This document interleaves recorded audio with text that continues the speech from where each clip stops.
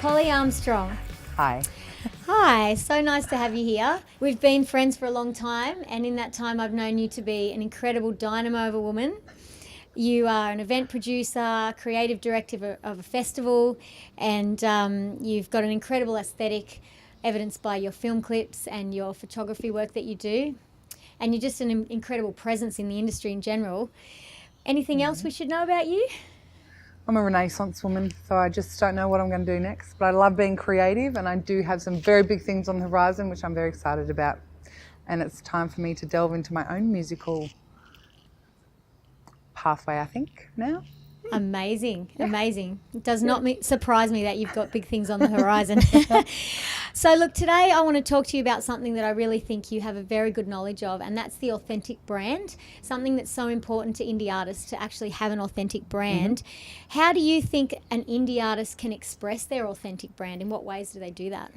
I think it's really important to have a really clear and concise aesthetic, and then carry that through for as long as possible. And I think because we're flooded now with Facebook and whatnot, that we're just constantly being bombarded with imagery. So to have something where you stand out and you're recognisable and people can associate you immediately with who you are and even what your music sounds like is super important. Yeah, absolutely. And so what platforms would you... Where would we see that brand? I mean, what are the different places where that would be expressed? So in relation to the platform of YouTube, it's about having really great on visual content, and Instagram as well. So all your different social media platforms. So social media is now branching into, say, I think Instagram is the #1 platform at the moment. So people are basing themselves in Instagram land and then kind of sharing it that way, even including their film clips. So even using all their snippets for music videos come onto Instagram first.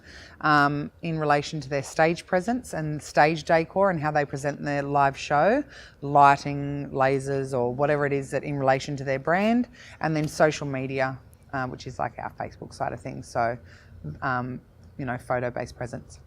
Yeah, absolutely. Agree completely. And one thing that has come up a lot for me in working with indie artists is inconsistent brand and a lack of cohesion. So how do you think that's important? What do you think? Someone has to remember something. They have to see it 21 times in order for it to stick in. So if you do your photo shoot and you've got all your press shots done and sorted, then choose your killer press shots that will become your profile photo on Facebook and Instagram and whatnot, and sit on that image for a solid 6 months.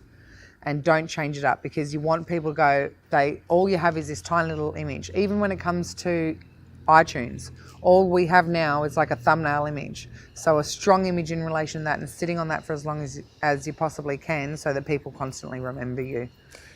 Yeah, absolutely. Because, there's nothing worse if you go to one platform and it looks like one artist, and then you go to another platform and it looks like a completely different artist, right? Yeah, so It's weird. Consistency across all the brands. So, if you look at other artists in their field, so say John Butler's about to bring out a new album, the aesthetic across the entire album and all the platforms is all the same. Bringing in the different logos throughout the video production, so it's stamping, itself even more. Working out what a really small logo is, if you can work out a small logo and put that on across all your merch and sit on that for a good few years, or just slightly alter that logo for the next round. Yeah, makes so much sense.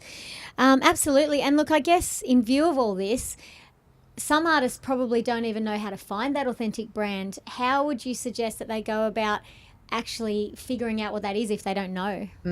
So I found that with the different artists that I work with, that if you sit down and really work out who you are as an artist and as a brand, who is your audience, identifying who your audience is, identifying what different projects you want to be involved in, working out who you are essentially as a brand and as a band, and then working out how to express that visually.